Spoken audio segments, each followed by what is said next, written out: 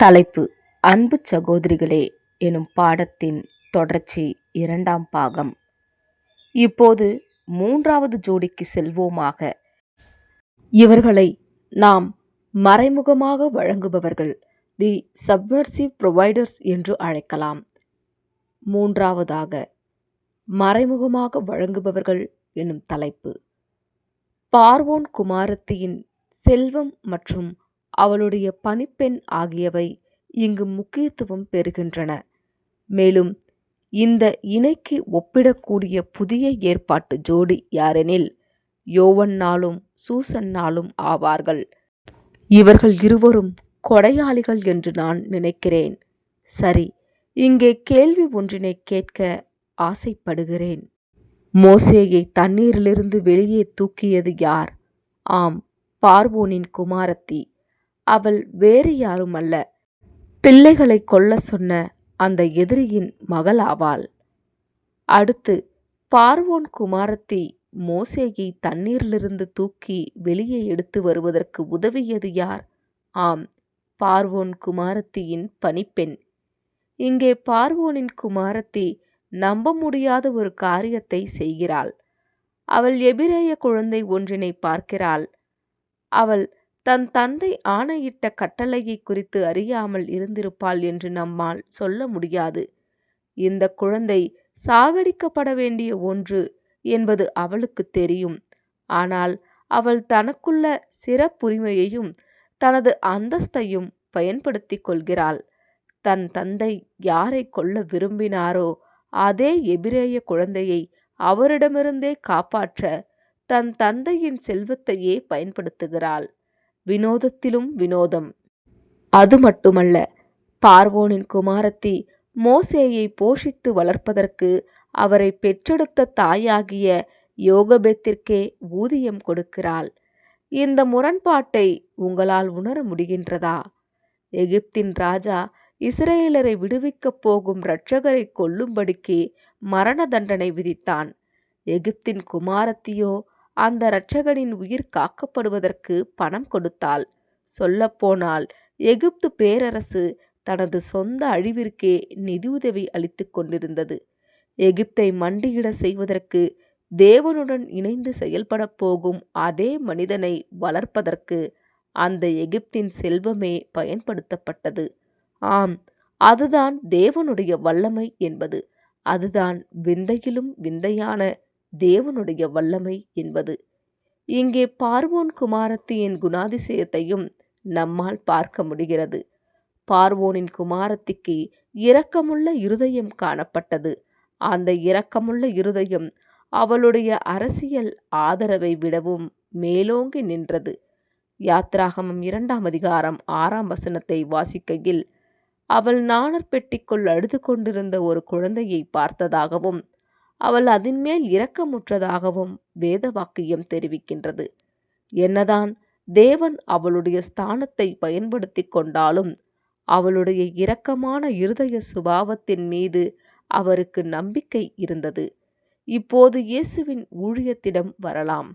இயேசுவின் ஊழியம் எவ்வாறு ஆதரித்து உதவப்பட்டு நிலைநிறுத்தப்பட்டது என்பதை பற்றி நாம் அடிக்கடி யோசித்து பார்ப்பதில்லை. அது அற்புதமான வகையில் நடத்தப்பட்டது என்பதில் எந்த மாற்று கருத்தும் இல்லை. ஆனால் நடைமுறையில் எவ்வாறு ஆதரித்து நிலைநிறுத்தப்பட்டது? என்னென்ன நடைமுறை விதிமுறைகள் காணப்பட்டன? லூக்கா 8ஆம் அதிகாரம் 1 முதல் 3 வரையிலான வசனங்கள் கர்த்தருடைய ஊழியத்தின் பொருளாதார பின்னணியை குறித்து நமக்கு திரையை விலக்கி காட்டுகின்றன என்றே நான் நினைக்கிறேன். பெண்கள் தங்கள் ஆஸ்திகளால் அவருக்கு ஊழியம் செய்து கொண்டு வந்தார்கள் என்று அங்கே நமக்கு சொல்லப்படுகிறது. அங்கே பட்டியலிடப்பட்டவர்களில் யோவன்னாலும் ஒருவர். யார் இந்த யோவன்னாள்? அவர் ஏரோது அரண்மனையில் நிர்வாகியான கூசா என்பவனுடைய மனைவி என்று லூக்கா 8ஆம் அதிகாரம் 3ஆம் வசனம் நமக்கு சொல்கிறது. ஓ, இந்த ஒப்பீட்டை நாம் தவறவிடக்கூடாது. பழைய ஏற்பாட்டில் தேவனுடைய எதிரியான பார்வோனின் அரண்மனையில் பார்வோன் குமாரத்தி காணப்பட்டாள். யோவன்னாலோ புதிய ஏற்பாட்டு ஸ்திரீயான ஏரோதுவின் அரண்மனையுடன் தொடர்புடையவளாக காணப்பட்டாள். இந்த 2 பெண்களுமே உயர்குடி அந்தஸ்து கொண்டவர்கள். அவர்கள் அதிகாரத்தோடு தொடர்புடையவர்கள், ஐஸ்வர்யங்கள் கொண்ட ஸ்திரீகள். அவர்கள் என்ன செய்தார்கள்? வேறொன்றும் இல்லை. அவர்கள் தேவனுடைய எதிரிக்கு எதிராக ஓர் அமைதியான கிளர்ச்சியில் ஈடுபட்டார்கள். அவ்வளவே. அவர்கள் பார்வோனின் தங்கத்தையும் ஏரோதுவின் நாணயங்களையும் எடுத்து தேவனுடைய ராஜ்யத்திற்கென்று மறைமுகமாக பயன்படுத்தி அதற்கு உதவினார்கள். சொல்லப்போனால் யோவன்னாள் தனது உயிரையே பணயம் வைத்திருந்தாள்.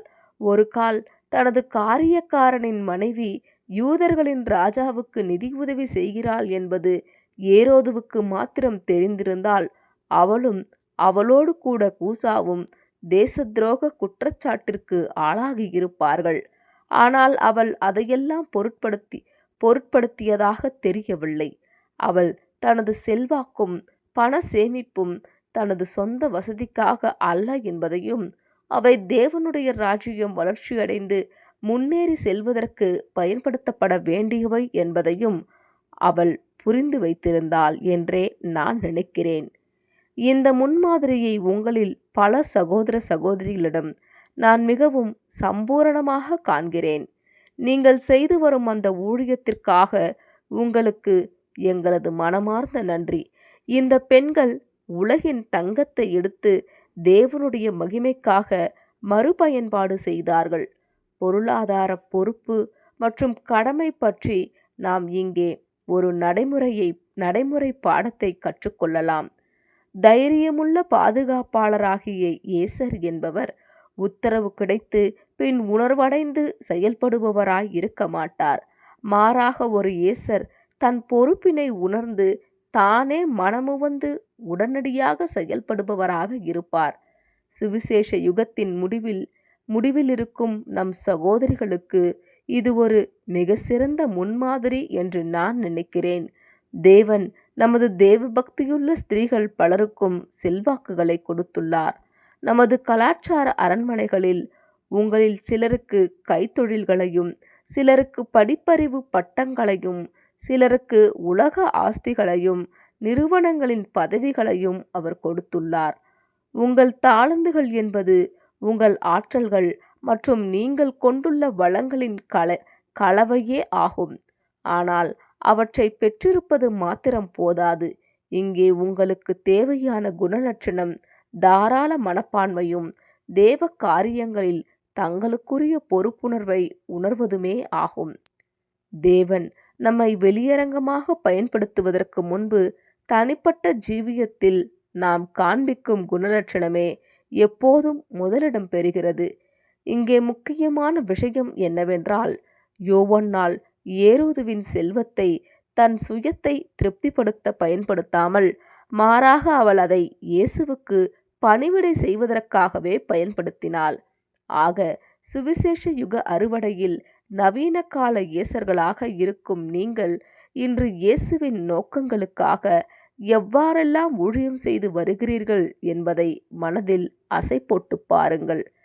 சில நடைமுறை யோசனைகளை சிந்தித்து பார்க்கலாம். 1. முதலாவதாக உங்கள் குடும்பத்தை, உங்கள் இல்லத்தை ஞானத்துடன் நிர்வகிப்பதின் மூலம் நமக்குள்ள அனைத்தும் தேவனுக்கு சொந்தமானது என்பதை உங்கள் பிள்ளைகளுக்கு முன்மாதிரியாக ஜீவித்து காண்பிப்பதன் மூலம் நாம் ஊழியம் செய்யலாம். நான் அறிந்து கொண்ட ஒன்று என்னவென்றால், நாம் மாய்மாலம் செய்தால் பிள்ளைகள் அதை எளிதில் கண்டுபிடித்து விடுவார்கள். அவர்களிடம் பாசாங்குகளை கண்டறியும் உள்திறன் உள்ளது என்பதே ஆகும்.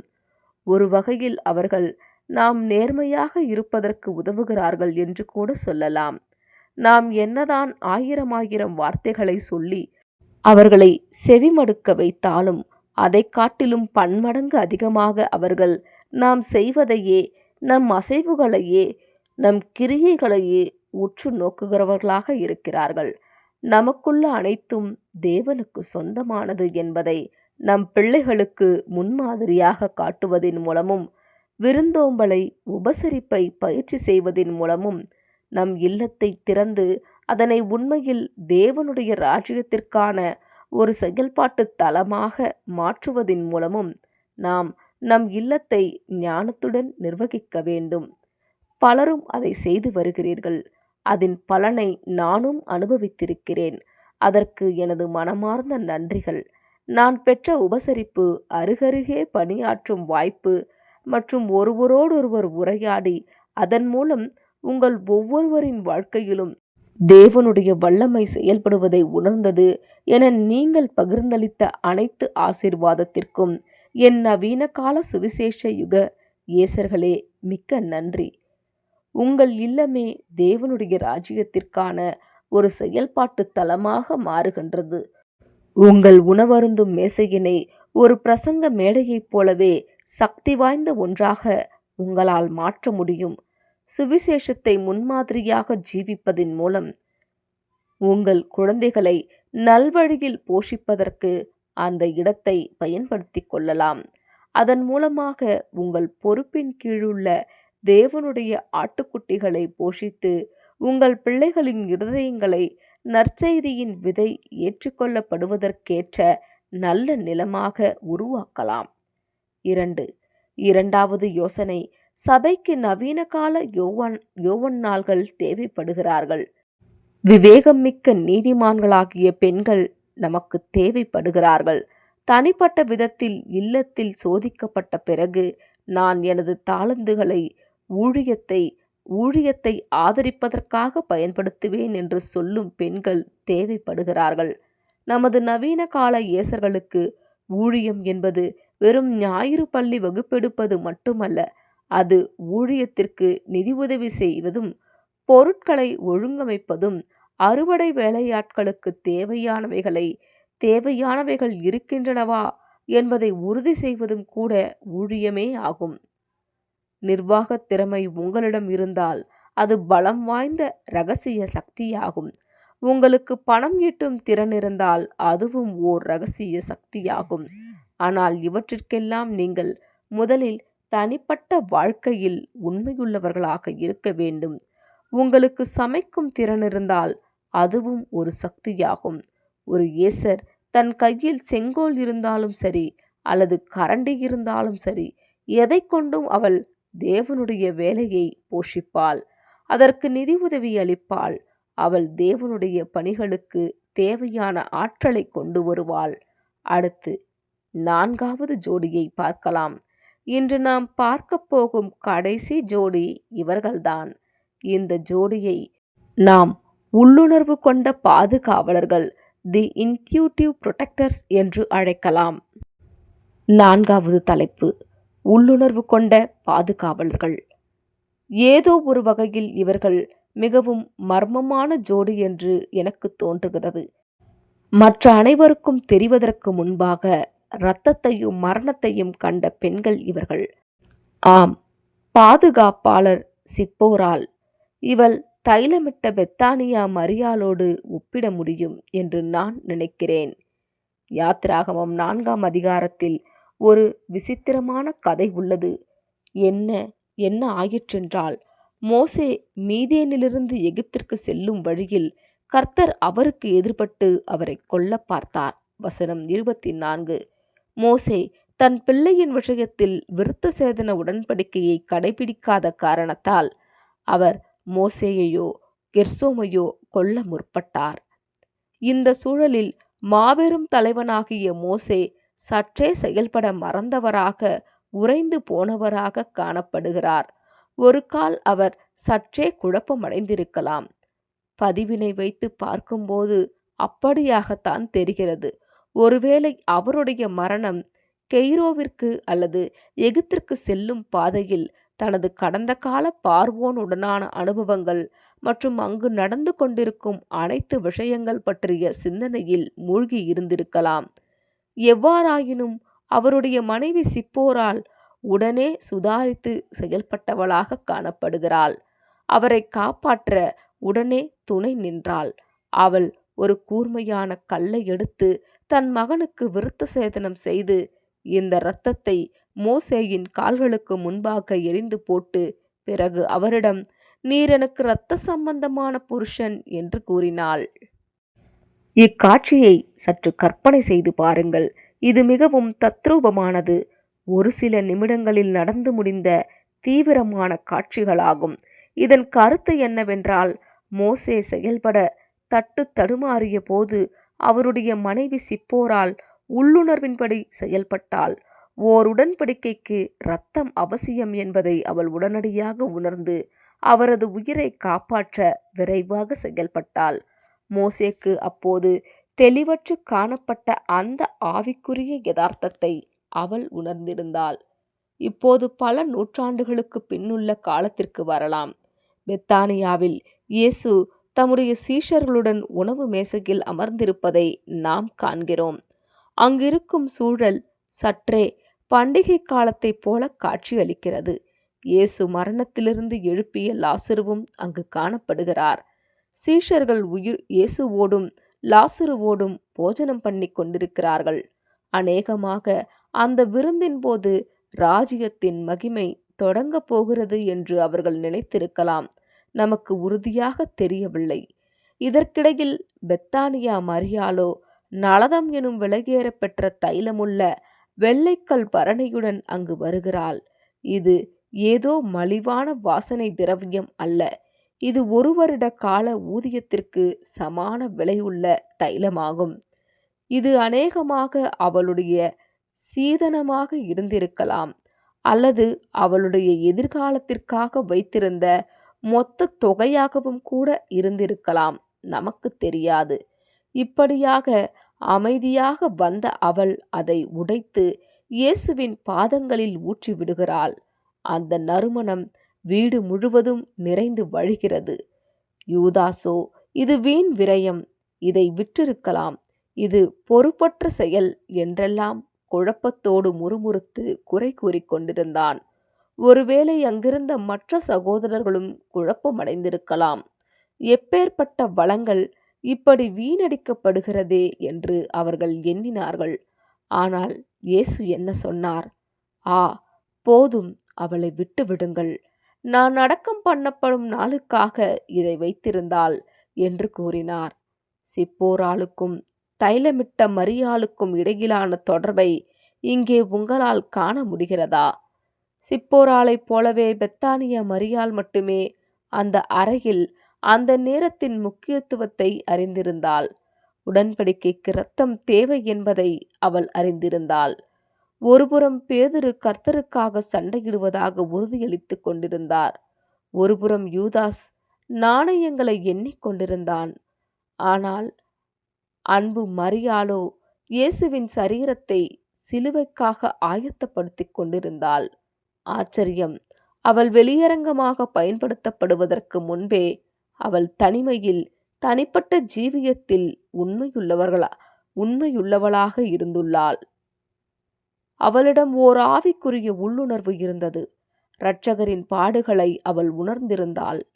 மற்ற அனைவரும் அதை காணாத போது அவள் இயேசுவின் பாதத்தில் அமர்ந்து நற்செய்தியை கேட்டுக்கொண்டிருந்தாள். மரியாளுக்கு இக்காரியம் குறித்து எப்படி தெரிந்தது? கர்த்தருடைய இறுதி நேரத்தின் முக்கியத்துவத்தை மரியாள் எப்படி அறிந்திருந்தாள்? வேறொன்றுமில்லை, அது அவளுடைய குணலட்சணத்திலேயே காணப்பட்ட ஒன்று என்று நான் நினைக்கிறேன். இது குறித்து லூக்கா 10ஆம் அதிகாரம் நமக்கு என்ன சொல்லுகிறதெனில், மார்த்தாளோ பற்பல வேலைகளை செய்வதில் மிகவும் வருத்தமடைந்த போது மரியாள் இயேசுவின் பாதத்தருகே அமர்ந்து அவருடைய வசனத்தை கேட்டுக்கொண்டிருந்தாள். இங்கனம் அவள் லூக்கா 10ஆம் அதிகாரத்தில் அவருக்கு செவி சாய்த்து கொண்டிருந்ததால்தான் அவளால் யோவான் 12ஆம் அதிகாரத்தில் கர்த்தருடைய இறுதி நேரத்தின் முக்கியத்துவத்தை அறிந்து கொள்ள முடிந்தது என்று சொன்னால் அது மிகையாகாது. அவளுடைய அந்த உள்ளுணர்வே ஒரு பயன் தரும் கனியாக இருந்தது. அது அவள் கர்த்தரோடு கூட இருந்து அவர் சொல்வதை கூர்ந்து கவனித்து கேட்டது நிமித்தம் உண்டான கனியே ஆகும். இதை வைத்து பார்க்கையில் மரியாள் செயல் வீராங்கனையாக மாறுவதற்கு முன்பே வார்த்தைக்கு கீழ்ப்படியும் பெண்ணாக காணப்பட்டாள் என காண்கிறோம். சில நடைமுறை யோசனைகள் எனும் தலைப்பு. இப்போது நான் உங்களுடன் பகிர்ந்து கொள்ள விரும்பும் நடைமுறை யோசனைகள் சில உள்ளன. இதை உள்ளுணர்வு எனும் கோட்பாடு, இதை தியாலஜி ஆஃப் இன்ஸ்டிடியூஷன் என்று அழைப்போம். என்னவெனில், நீங்கள் வேத வசனங்களுக்கு கீழ்ப்படிந்து அதனை சரியாக பயிற்சி செய்து வருவீர்களானால், நவீன கால இயேசராக, நவீன கால தைரியமுள்ள பாதுகாப்பாளராக செயல்படும் வாய்ப்புகளை தேவன் உங்களுக்கு வழங்குவார். இந்த இயேசர் உத்தரவு கிடைத்து பின் உணர்வடைந்து செயல்படுபவராய் இருக்க மாட்டார். மாறாக மனமுவந்து தன் பொறுப்பினை உணர்ந்து தானே உடனடியாகவும் உண்மையுள்ளவராகவும் செயல்படுபவராக இருப்பார். நீதிமொழிகள் 31:10. குணசாலியான ஸ்திரீயை கண்டுபிடிப்பவன் யார்? அவளுடைய விலை முத்துக்களை பார்க்கிலும் உயர்ந்தது என்று கூறுகிறது. பிறகு 16 ஒரு சுவாரஸ்யமான விஷயம் சொல்லப்பட்டுள்ளது. ஒரு வயலை விசாரித்து அதை வாங்குகிறாள். தன் கைகளில் சம்பாத்தியத்தினால் திராட்சை தோட்டத்தை நாட்டுகிறாள். ஆம், இன்று இது நமக்கு தேவை என்றே நான் நினைக்கிறேன். அதாவது, தனிப்பட்ட ஜீவியத்தில் இருக்கும் இந்த உண்மையுள்ள தன்மை நமக்கு தேவைப்படுகிறது. நமது நவீன கால இயேசரின் பக்தி வாஞ்சை பொங்கி வழிவதற்கும், இது நமது பரலோக தந்தைக்கும் அவருடைய ஜனங்களுக்கும் பணிவிடை செய்து அவரை பிரியப்படுத்துவதற்கும் ஏதுவாக இந்த தாமே முன்வந்து செயல்படும் சுபாவம் மற்றும் திட்டமிட்டு செயல்படும் ஞானம் ஆகிய குணநலன்கள் என்றென்றும் வற்றாத ஊற்றாக அவர்களுக்குள் ஊறிக்கொண்டே இருக்க வேண்டும். நான் ஒரு சகோதரனாக தலைமை பொறுப்பேற்று ஊழிய வேலைகளில் ஈடுபடும் போது சில நேரங்களில் நான் குழுக்கள், திட்டங்கள் மற்றும் நிகழ்ச்சிகளால் மிகவும் பிஸியாகி விடுவேன். சில நேரங்களில் தேவனுடைய இதய துடிப்பை நான் தவற விட்டு விடுகிறேன். ஆக என்ன சொல்ல வருகிறேன் என்றால், பரிசுத்த ஆவியின் வழிநடத்துதலை உணர்ந்து கொள்ளும் உள்ளுணர்வு உள்ளவர்களாக இருந்த சிப்போராள் மற்றும் மரியாளை போன்ற பெண்கள் நமக்கு தேவைப்படுகிறார்கள் என்பதேயாகும். நமது குடும்பத்தில் இது ஆவிக்குரிய பகுத்தறியும் உள்ளுணர்வை குறிப்பதாக உள்ளது. தாய்மார்களே, உங்களுக்கு இந்த உள்ளுணர்வை, மதர்லி இன்ஸ்டிங்க்டை குறித்து தெரிந்திருக்கும். நீங்கள் உங்கள் பிள்ளைகளை பார்ப்பீர்கள். அந்த பிள்ளை பிரச்சனை எதுவும் இல்லைம்மா, எல்லாம் சரியாக உள்ளது என்று சொல்லலாம். ஆனால் உங்கள் உள்ளுணர்வு இல்லை, ஏதோ சரியில்லை, கண்டிப்பாக ஏதோ சரியில்லை என்பதை பலமாய் உணர்த்தும். தன் பிள்ளையின் இருதயத்தில் ஏதோ சரியாக இல்லை என்பதை அந்த பிள்ளை தானே உணர்ந்து கொள்வதற்கு முன்பே அல்லது வாய் திறந்து சொல்லுவதற்கு முன்பே ஒரு தாயானவள் பெரும்பாலும் முன்கூட்டியே உள்ளுணர்வில் அறிந்து விடுவாள். தாய்மார்களுக்கே உரிய சக்தி அது. ஒரு நவீன கால இயேசர் தனது கணவன் ஆவிக்குரிய தாக்குதலுக்கு உள்ளாகும் போது அவர் அதை ஒப்புக்கொள்வதற்கு முன்பே அதை அறிந்து விடுவாள். ஆம், ஒரு நவீன கால இயேசர் அந்த உள்ளுணர்வை நம்ப வேண்டும். வேத வசனங்களின் பக்கங்களிலிருந்து பரிசுத்த ஆவி உங்கள் உள்ளுணர்வில் பேசும் அந்த மெல்லிய சத்தத்தை ஒரு காலம் புறக்கணிக்காதீர்கள். சகோதரிகளே, அது மெல்லிய சத்தமல்ல, மாறாக பாதுகாப்பின் கர்ஜனையாகும். அது உங்கள் குடும்பத்தை இயேசுவின் இரத்தத்தால் மூடுவதற்கு, அந்த கருக்கான கல்லை எடுப்பதற்கான அல்லது ஜெபத்தில் மன்றாடி போராடுவதற்கான பரிசுத்த ஆவியின் தூண்டுதலாக இருக்கலாம். ஆம், உங்கள் கணவனோ பிள்ளையோ தனக்காய் தானே ஜெபிக்க முடியாத அளவுக்கு பலவீனமாக இருக்கும்போது அவர்கள் நிமித்தம் நீங்கள் ஜெபத்தில் மன்றாடி போராடுவதற்கான பரிசுத்த ஆவியின் தூண்டுதலாக அது இருக்கலாம். இப்படியாக பார்க்கும்போது நமது சபைகளில் செயல்படுவதை விடவும் முதலில் தீவிரமாக உற்று கவனிக்கும் பெண்கள் நமக்கு தேவைப்படுகிறார்கள் என்று சொல்லலாம். வேத வாக்கியங்களில் சொட்ட சொட்ட ஊறி கிடக்கும் பெண்கள் நமக்கு தேவை. இதன் மூலமாக அவர்களால் தவறான உபதேசங்களையோ அல்லது ஆவிக்குரிய மந்த நிலையையோ வெகு தொலைவிலிருந்தே உணர முடியும். இயேசு பிரியப்படும் அந்த ஒரு காரியத்தை செய்வதற்காய் உலகின் கண்களுக்கு முன்பாகவும் சரி, அல்லது மற்ற பின்னடியார்களின் கண்களுக்கு முன்பாகவும் சரி, தான் முட்டாளாக தெரிவதைக் கண்டு அஞ்சி பின்வாங்காத பெண்கள் நமக்கு தேவைப்படுகிறார்கள். வெளியரங்கமாக அவருக்காக ஒரு காரியத்தை, ஊழியத்தை நீங்கள் கையாளவும் செயல்படுத்தவும் வேண்டும் என்பதற்காக இயேசு தனிமையில் உங்களை ஆயத்தப்படுத்திய அந்த ஒரு காரியம் என்ன? அவரவர் தங்களைத் தாங்களே நிதானித்துப் பார்ப்போமாக. ராஜாவின் பாதங்களுக்கு தைலமிட வேண்டும் என்பதற்காக தங்கள் கௌரவம், தங்கள் எதிர்காலம், தங்கள் நற்பெயர் ஆகிய அந்த நலத தைல வெள்ளைக்கல் பரணிகளை உடைப்பதற்கு ஆயத்தமாய் காணப்படும் நவீன கால இயேசர்களே நமக்கு தேவைப்படுகிறார்கள். முடிவுரை. எனவே முடிவாக மீட்பின் கட்டமைப்பாளர்களின் பெயர் பட்டியலை மீண்டும் ஒருமுறை பார்த்துவிடலாம்.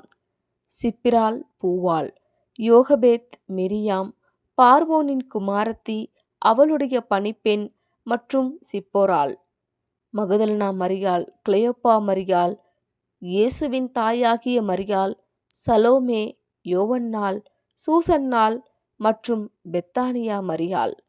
ஆம், 14 பெண்கள் நியாயப்பிரமாண உடன்படிக்கையின் தொடக்கத்தில் 7 பேர், சிருஷ்டிப்பின் உடன்படிக்கையின் தொடக்கத்தில் 7 பேர், ஏதேன் முதல் எகிப்து வரை, பெத்லகேம் முதல் கல்லறை வரை அந்தந்த தருணத்திற்கு தேவைப்பட்ட பலத்தை வழங்கிய இயேசர்கள் இல்லாமல், அந்த பெண்கள் இல்லாமல் தேவன் ஒருபோதும் தம்முடைய ராஜ்ய பணியை முன்னோக்கி நகர்த்தி கொண்டு செல்லவில்லை. அந்த ரகசியம் என்னவெனில், நெருக்கடி வருவதற்கு முன்பே தேவன் இயேசர்களை அழைக்கிறார். நெருக்கடி வருவதற்கு முன்பே தேவன் இயேசர்களை அழைக்கிறார். எப்படி? எப்படியெனில், அவர்கள் ஏற்கனவே தனிமையில் கட்டமைக்கப்படுகிறார்கள். மேலும் இந்த இயேசர்களை பற்றி ஒரு விஷயத்தை கவனியுங்கள். அவர்கள் பாரம்பரிய ஆயுதங்களை பயன்படுத்தவில்லை. அவர்கள் பட்டயங்களையோ ஈட்டிகளையோ சட்டங்களையோ பயன்படுத்தவில்லை. அவர்கள் மீட்பின் கட்டமைப்பையே பயன்படுத்தினார்கள். அவர்கள் கூடைகளை பயன்படுத்தினார்கள். அவர்கள் துண்டுகளை பயன்படுத்தினார்கள். அவர்கள் நறுமண தைலங்களை பயன்படுத்தினார்கள். அவர்கள் தங்கள் பண சேமிப்புகளை பயன்படுத்தினார்கள். அவர்கள் தங்கள் கண்ணீரை பயன்படுத்தினார்கள். உலக பேரரசே பயம், கிளி, திகில் எனும் சொற்களை கொண்டு தன்னை கட்டுவிக்கிறது. ஆனால் தேவனுடைய ராஜ்யமோ விசுவாசம் மற்றும் தியாகங்களை கொண்டே கட்டப்பட்டுள்ளது. எனவே சுவிசேஷ யுகத்தின் முடிவில் எங்களோடு கூட நின்று கொண்டிருக்கும் எனதருமை சகோதரிகளே, உலகம் நெருக்கடிக்குள்ளாகி வருகிறது. அந்தகார நிழல்கள் பெரிதாகி வருகின்றன. மாபெரும் மோசே நம்மை பரம இல்லத்திற்குள், தேவனுடைய ராஜ்யத்திற்குள் உட்பிரவேசிக்கும்படியாக நம்மை வழிநடத்தி அழைத்து செல்வதற்காக நாம் காத்திருக்கிறோம். இந்த இறுதி நாட்களில் இயேசு தம்முடைய சபையை பார்க்கும்போது அந்த 7 ஸ்திரீகளை, அந்த இயேசர்களை போன்றவர்களையே தேடி தெரிந்து கொண்டு வருகிறார். ஆனால் நினைவில் கொள்ளுங்கள், அவர் முதலில் குணலட்சணத்தையே எதிர்பார்க்கிறார். அவர் ஒருவருக்கு வெளியரங்கமாக செயல்பட அதிகாரத்தை, சக்தியை வழங்குவதற்கு முன்பு தனிமையில் உண்மையுள்ளவர்களாக, அமெரிக்கையாகவும் இருக்கும் பெண்களையே நாடி வருகிறார். தங்கள் வீடுகளில் ஜீவனை வளர்ப்பதின் மூலம் மரணத்தின் கலாச்சாரத்தை எதிர்ப்பவர்களை அவர் நாடிக்கொண்டிருக்கிறார். மேலும் நெறிந்த நாணலைப் போல பலவீனமானவர்களையும் கைவிட மறுத்து அவர்களுக்காக துன்பத்தின் நாணல்களுக்கு மத்தியில் காவல் இருப்பவர்களையே அவர் நாடிக்கொண்டிருக்கின்றார். தியாகம் நிறைந்த உக்ரானத்துவ பொறுப்புகளின் மூலம் இயேசு அறுவடைக்கு, அதாவது சுவிசேஷ யுக அறுவடைக்கு தேவையான தாளந்துகளை, வளங்களை வழங்குபவர்களையே அவர் தேடிக்கொண்டிருக்கிறார். அவருடைய பாதத்தில் அமர்ந்து அவருடைய இருதயத்தை அறிந்து கொண்ட பிறகு தங்கள் புத்தியுள்ள ஆராதனையினால் அவருக்கு நலத தைலமிடுபவர்களையே அவர் தேடிக்கொண்டிருக்கின்றார். அன்பு சகோதரிகளே, தேவனுடைய மீட்பின் திட்டத்தில் நீங்கள் ஏதோ கடைசியாக போனால் போகட்டும் என்று சேர்த்து கொள்ளப்பட்டவர்கள் அல்ல. மாறாக நீங்களே அந்த மீட்பின் திட்டத்தின் கட்டமைப்பாளர்கள். ஜனங்களுக்கென்று தேவன் அருளிய பொறுப்பு ஸ்தானத்தை விட்டு அகலாமல் உறுதியாக நின்ற பெண்களின் நீண்ட பார்வையில் நீண்ட பார்வையிலிருந்து நீங்கள் வந்தவர்கள். அவர்களுடன் நீங்கள் ஆவிக்குரிய ரீதியில் இணைக்கப்பட்டிருக்கிறீர்கள். நீங்களே இந்த சுவிசேஷ யுக அறுவடையின் நேசர்கள். நீங்களே அந்த தைரியமுள்ள பாதுகாவலர்கள். நீங்களே அந்த மீட்பின் கட்டமைப்பாளர்கள். வாருங்கள் சகோதரிகளே, வந்து அந்த வரிசையில் தங்களுக்கான பொறுப்பில் அடியெடுத்து வையுங்கள். பார்த்து கொள்ளலாம். நம் அன்புக்குரிய ராஜா நம்முன் செல்கிறார். உத்தமனுக்கு நல்லோருக்கு யெகோவா துணை. ஆமேன். போயம்ஸ் ஆஃப் டான் என்னும் புத்தகத்திலிருந்து எடுக்கப்பட்ட சில பயன் தரும் கவிதைகளை பார்க்கலாம். 1. பெண்ணின் ஊழியம் எனும் தலைப்பு. பெண்ணின் உரிமைகள் அவை யாவை? அன்பு கூர்ந்து கிரியை புரிந்து ஜெபிக்கும் உரிமை, அழுபவர்களுடன் சேர்ந்து அழும் உரிமை, மற்றவர்கள் அசந்து தூங்க விழித்தெழும் உரிமை, சிந்தும் கண்ணீரை துடைக்கும் உரிமை, சீறி எழும் பயத்தை அடக்கும் உரிமை, நம்பிக்கையற்ற நிலையில் ஆறுதல் கூறி நல்விசார பாரத்தை தணிக்கும் உரிமை, பிரியமும் மூச்சை கவனிக்கும் உரிமை, தேற்றியே மரணத்தில் உற்சாகமூட்டும் உரிமை, உலக நம்பிக்கையெல்லாம் கைவிடுகையில் திரைக்குள் இருப்பதை நோக்க செய்யும் உரிமை, அலைந்து திரிபவரை சீர்படுத்தி தொலைந்தவரை அவமான பாதையிலிருந்து மீட்கும் உரிமை, ஆதரவற்றவரையும் விதவையையும் தயவாய் தேற்றி ஆசிர்வதிக்கும் உரிமை, உண்மை விசுவாசத்துடன் சிறு பிள்ளைகளை நமக்காய் ஜீவன் விட்ட அவரிடம் நடத்தும் உரிமை, ஊக்கமான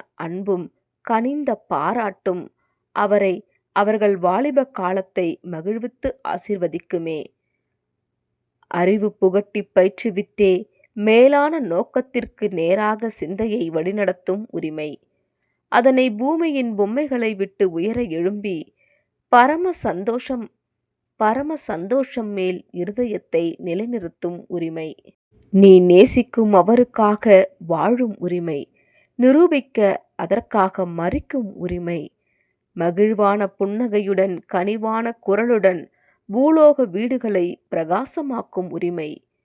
இவை உமது உரிமைகளாயின் உபயோகிப்பீர். நன்றாகவே இப்பரிசுத்த செல்வாக்கை விவரிக்க இயலாதே.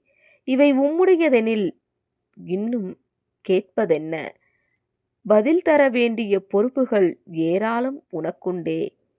உமது உரிமை இல்லையெனில் இவைதான் என் விதியா, எனக்கான பங்கா என முறுமுறுக்காதே. உனக்கு தேவன் தந்த தாளந்துகளை வளர்த்திடுவாயே. இங்கே உன் கடமை முடிந்ததும் அங்கே பரத்தில் உன் இளைப்பாறுதலே. மெய்யழகு எனும் தலைப்பில் கீழ்வரும் கவிதை. அழகன்றோ கரங்கள் அழகன்றோ, உண்மை உன்னத நற்பணிகளை செய்திடும் கரங்கள் அழகன்றோ, அழகன்றோ கரங்கள் அழகன்றோ, நித்தம் பிறருக்காக உழைக்கும் கரங்கள் அழகன்றோ, அழகன்றோ முகங்கள் அழகன்றோ, எந்த நிறமெனினும் இன்னொளி வீசும் முகங்கள் அழகன்றோ, பரமனின் பார்வையில் அழகன்றோ மெய் அழகன்றோ, நேர்மையினை நேசிக்கும் உன்னத ஆத்துமாக்கள் மெய் அழகன்றோ. கர்த்தர் உன்னை ஆசீர்வதிப்பாராக எனும் தலைப்பின் கீழ் வரும் கவிதை.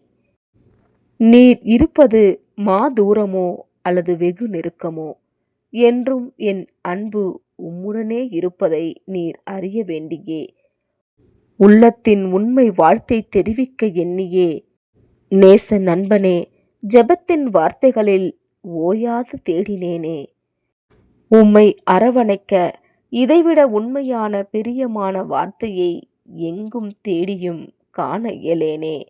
நான் கேட்ட எந்த ஒரு பாடலும் கவிதையும் கர்த்தர் உன்னை ஆசீர்வதிப்பாராக என்பதை விடவும் இனிதாயுள்ளதல்லவே. கர்த்தர் உன்னை ஆசீர்வதிப்பாராக. இவ்வாழ்த்தின் மூலமே வாழ்வின் சகல நன்மைகளும் உமக்கு கிடைக்க வேண்டுகிறேனே. ஏனெனில் தேவன் ஆசீர்வதித்தாலன்றி எந்த மகிழ்ச்சியும் உமக்கு உரித்தாகுமோ என் தோழா. துயரத்தின் காரிருள் உம்மை மூடாதபடி ஒரு காப்பு வாழ்த்தொலியாய் கர்த்தர் உன்னை ஆசீர்வதிப்பாராக என்பதை மொழிகின்றேனே.